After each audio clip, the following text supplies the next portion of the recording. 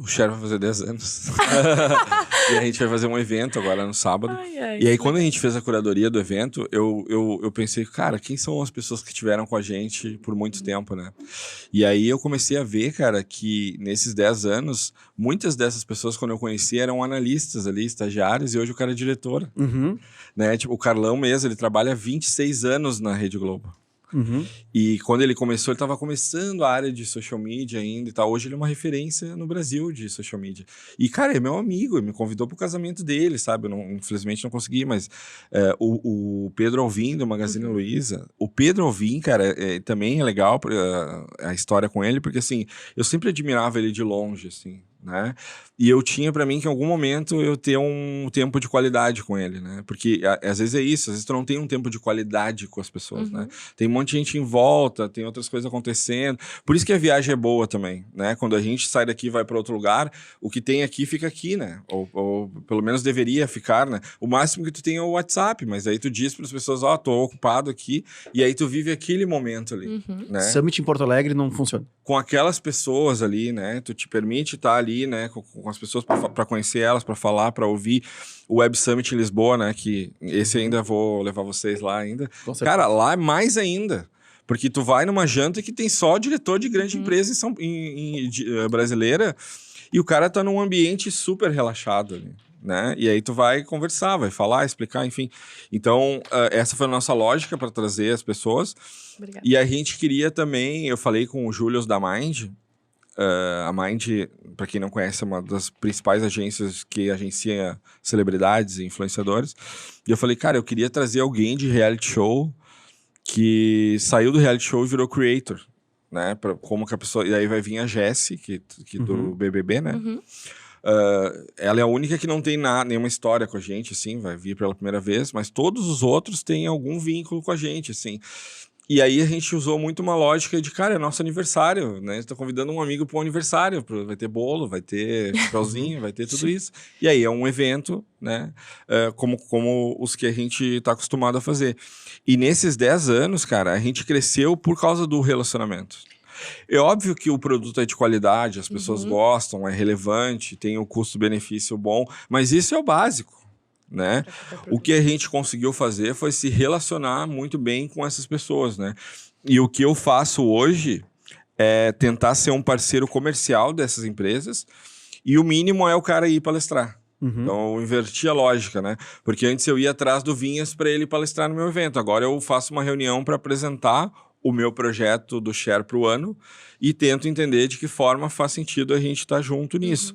Se não faz sentido, pelo menos vai lá palestrar, né? E aí ficou muito mais fácil levar as pessoas para palestrar. Então agora, por exemplo, a gente fechou um projeto bem grande para um evento do ano que vem, que a gente vai tentar trazer o Google, o TikTok, esses caras todos aí. E o que eu falei pro contratante é, cara, eu conheço todas as pessoas, eles vão me receber, a gente vai apresentar o evento e tal, mas eu não sei se eles vão querer fazer, porque depende das metas do cara pro ano que vem.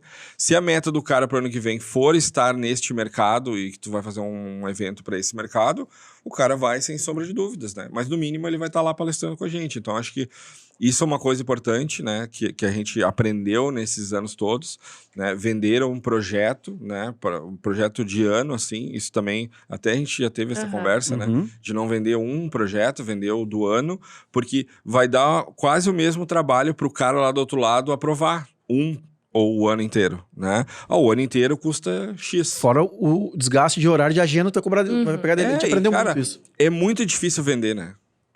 Muito difícil. Tem que fazer follow-up, tem que ter paciência, entender o timing ali, é um monte de coisa, né? Que tu precisa fazer, porque às vezes as pessoas olham aqui a gente com tudo isso aí, cara, é barbado, olha os caras têm tudo isso e tal. Hoje em dia ainda é muito difícil, né?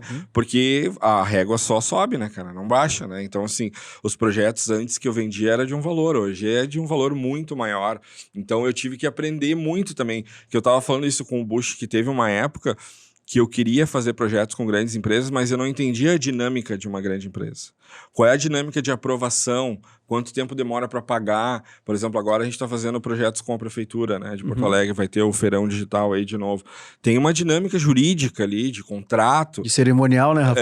De cerimonial, né, que é importante. O próprio McDonald's, cara, a gente mandou, o cara falou, manda o contrato de patrocínio, tinha 3 páginas. Daí o cara me ligou e falou, cadê o resto do contrato? Daí eu falei, cara, esse é o nosso contrato. Daí ele disse, não, deixa que eu vou te mandar o nosso contrato. 108 páginas, tipo. Que era meio que pra proteger o cara de Com tudo certeza. que era coisa e tal. Porque esses caras já fazem isso antes de eu nascer, né? De novo, né, cara? Já passaram por tudo e tal. Então, acho que esses 10 anos nos ensinaram muito dessas coisas. E a gente aprendeu a se relacionar com o ecossistema. Não só com os patrocinadores, com os clientes, mas se relacionar com todo mundo que está em volta do nosso negócio, assim, né? Porque através disso a gente aumenta o nível de confiança, né? Aumenta a credibilidade. E tem uma coisa muito curiosa, assim, que a gente também começou a perceber nesses últimos anos, que essas parcerias de longo prazo, elas têm um nível de intimidade também, né? Conforme tu vai fazendo, tu vai ficando mais próximo, tu vai entendendo o jeito daquela pessoa, daquela empresa, qual é a cultura daquela empresa, né? Às vezes teve projeto que eu não aprovei porque eu não entendi a cultura dos caras. Os caras têm um jeito de pensar muito específico. Por exemplo, a Samsung é uma empresa chinesa. Os chineses, na grande maioria, são muito rápidos. Não precisa necessariamente ter uma super qualidade para ir para o ar. O cara fez ali, sobe e a gente vai arrumando no ar. A Apple já não é assim. A Apple tem que sair perfeito para depois lançar. É só um exemplo que eu tô dando, mas para te entender que a cultura é muito importante, cara. Que quem entende antes... Meu Deus, lá vem ele com essa. Numa frase que eu tava... Que a Paloma, claro, né? A Paloma tá sendo acelerada, ela virou sócia em dezembro. Nossa CEO aí. Que não cumpre nenhum papel de CEO. Até o presente momento. Adquiriu parte da empresa em dezembro, não, janeiro, sei lá, enfim. Começo desse ano.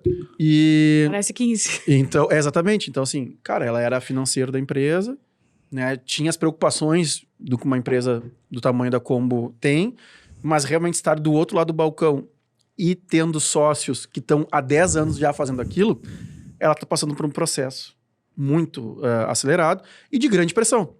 Então, assim, quem entende antes que a vida é um teatro e quem entende vira o diretor, mas é sobre comportamento humano.